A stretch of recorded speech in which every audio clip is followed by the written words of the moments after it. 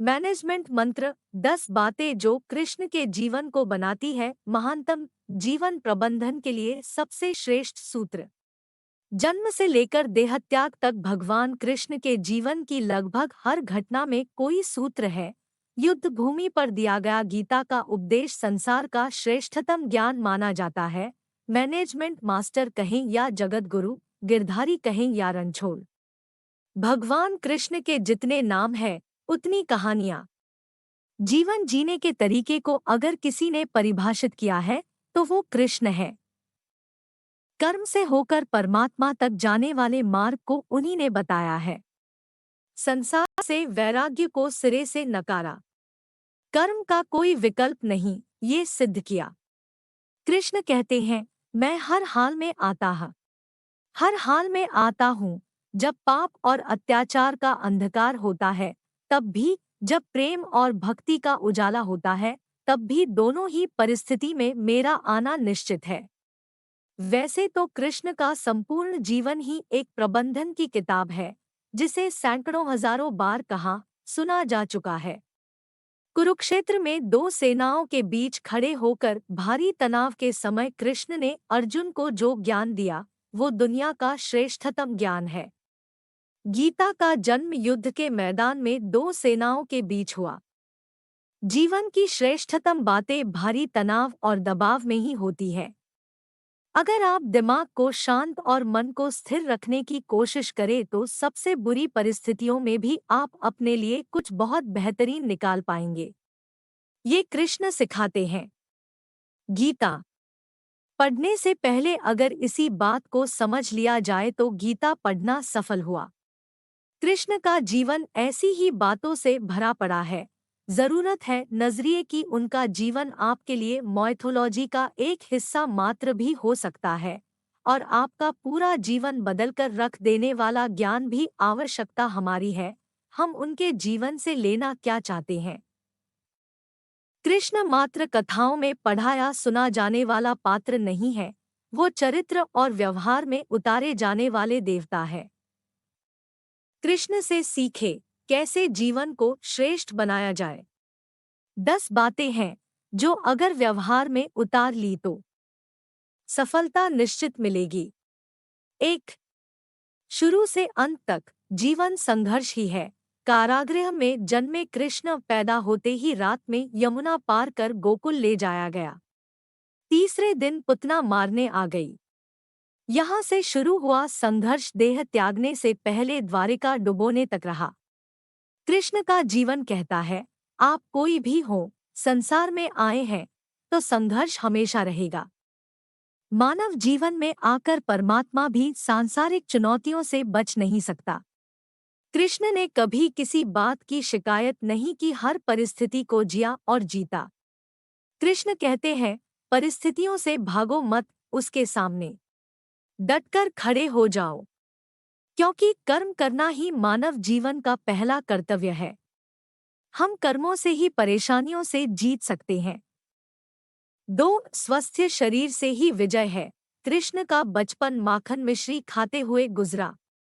आज भी भोग लगाते हैं हम, लेकिन ये संकेत कुछ और है।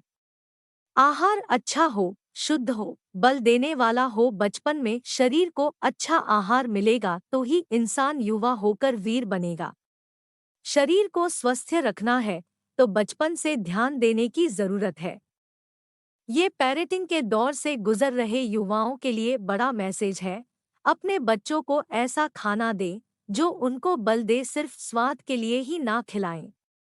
तभी वे बड़े होकर स्वयं को और समाज को सही दिशा में ले जा पाएंगे। 3, पढ़ाई किताबी ना हो, रचनात्मक हो। कृष्ण ने अपनी शिक्षा मध्य प्रदेश के उज्जैन में सांदीपनी ऋषि के आश्रम में रहकर पूरी की थी। कहा जाता है 64 दिन में उन्होंने 64 कलाओं का ज्ञान हासिल कर लिया था। वैदिक ज्ञान के अलावा उन्होंने कलाएं सीखी। शिक्षा ऐसी ही होनी चाहिए जो हमारे व्यक्तित्व का रचनात्मक विकास करे। संगीत, नृत्य, युद्ध सहित 64 कलाओं कृष्ण के व्यक्तित्व का हिस्सा है। बच्चों में कोरा ज्ञान ना भरें, उनकी रचनात्मकता को नए आयाम मिले, ऐसी शिक्षा व्यवस्था हो। 4. रिश्तों से ही जीवन है, बिना रिश्तों रिश्तों के कुछ नहीं। कृष्ण ने जीवन भर कभी उन लोगों का साथ नहीं छोड़ा जिनको मन से अपना माना।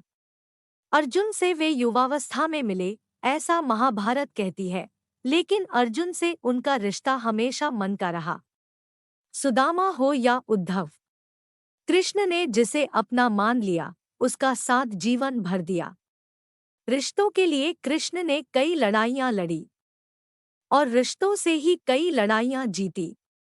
उनका सीधा संदेश है, सांसारिक इंसान की सबसे बड़ी धरोहर रिश्ते ही है। अगर किसी के पास रिश्तों का थाती नहीं है, तो वो इंसान संसार के लिए गैर जरूरी है। इसलिए अपने रिश्तों को दिल से जिए, दिमाग से नहीं। 5. नारी का सम्मान समाज के लिए जरूरी। राक्षस नरकासुर का आतंक था। करीब 16,100 महिलाओं को उसने अपने महल में कैद किया था। महिलाओं से बलात्कार में उसे सुख मिलता था। कृष्ण ने उसे मारा, सभी महिलाओं को मुक्त कराया। लेकिन सामाजिक कुरीतियां तब भी थी। उन महिलाओं को अपनाने वाला कोई नहीं था।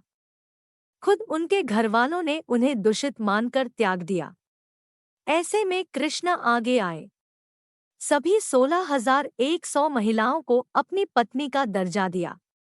समाज में उन्हें सम्मान के साथ रहने के लिए स्थान दिलाया। कृष्ण ने हमेशा नारी को शक्ति बताया, उसके सम्मान के लिए तत्पर रहे। पूरी महाभारत नारी के सम्मान के लिए ही लड़ी गई। आप कृष्ण भक्त हैं, तो अपने आसपास की महिलाओं का पूरा सम्मान करें। कृष्ण की कृपा पाने का ये सरलतम मार्ग है। 6. आपके मतभेद अगली पीढ़ी के लिए बाधा ना बने।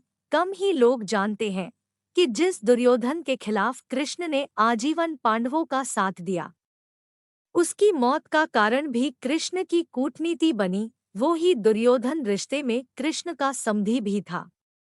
कृष्ण के पुत्र सांब ने दुर्योधन की बेटी लक्ष्मणा का अपहरण करके उससे विवाह किया था, क्योंकि लक्ष्मणा सांब से विवाह करना चाहती थी, लेकिन दुर्योधन खिलाफ था। सांब को कौरवों ने बंदी भी बनाया था। तब कृष्ण ने दुर्योधन को समझाया था कि हमारे मतभेद अपनी जगह है, लेकिन हमारे विचार हमारे बच्चों के भविष्य में बाधा नहीं बनने चाहिए। दो परिवारों के आपसी झगड़े में बच्चों के प्रेम की बलि ना चढ़ाई जाए। कृष्ण ने लक्ष्मणा को पूरे सम्मान के साथ अपने यहाँ रखा। दुर्योधन से उनका मतभेद हमेशा रहा, लेकिन उन्होंने उसका प्रभाव कभी लक्ष्मणा और सांब की गृहस्थी पर नहीं पड़ने दिया। शांति का मार्ग ही विकास का रास्ता है। कृष्ण ने महाभारत युद्ध के पहले शांति से समझौता करने के लिए पांडवों और कौरवों के बीच मध्यस्थता की। हालांकि दोनों ही पक्ष युद्ध लड़ने के लिए आतुर थे, लेकिन कृष्ण ने हमेशा चाहा कि कैसे भी युद्ध टल जाए।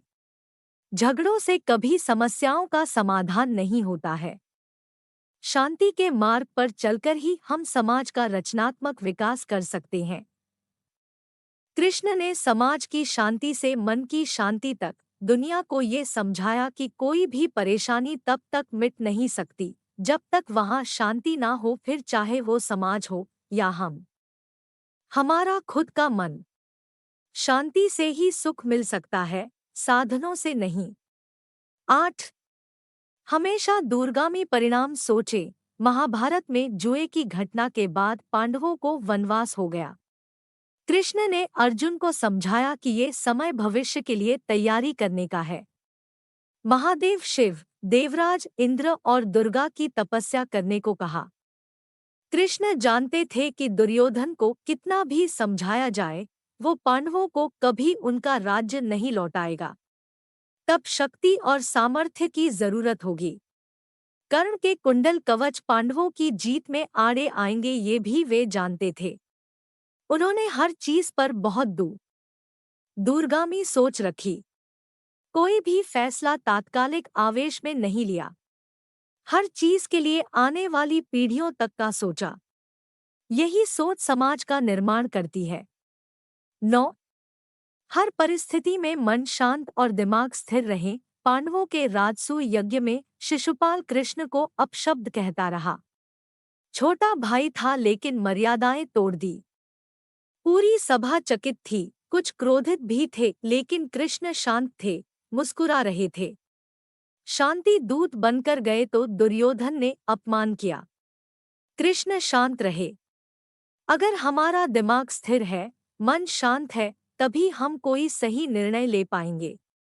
आवेश में हमेशा हादसे होते हैं, ये कृष्ण सिखाते हैं। विपरीत परिस्थितियों में भी कभी विचलित नहीं होने का गुण कृष्ण से बेहतर कोई नहीं जानता। 10. लीडर बने, श्रेय लेने की होड़ से बचे। कृष्ण ने दुनिया भर के राजाओं को जीता था। जहां ऐसे राजाओं का राज था जो भ्रष्ट थे, जैसे जरासंध, लेकिन कभी किसी राजा का सिंहासन नहीं छीना। कृष्ण के पूरे जीवन में कभी ऐसा नहीं हुआ कि उन्होंने किसी राजा को मारकर उसका शासन खुद लिया हो। जरासंध को मारकर उसके बेटे को राजा बनाया, जो चरित्र का अच्छा था। सभी जगह ऐसे लोगों को बैठाया जो धर्म को जानते थे। कभी किंग नहीं बने, हमेशा किंगमेकर की भूमिका में रहे। महाभारत युद्ध में भी खुद हथियार नहीं उठाया। पूरा युद्ध कूटनीति से लड़ा। पांडवों को सलाह देते रहे, लेकिन जीतने का श्रेय भीम और अर्जुन को दिया।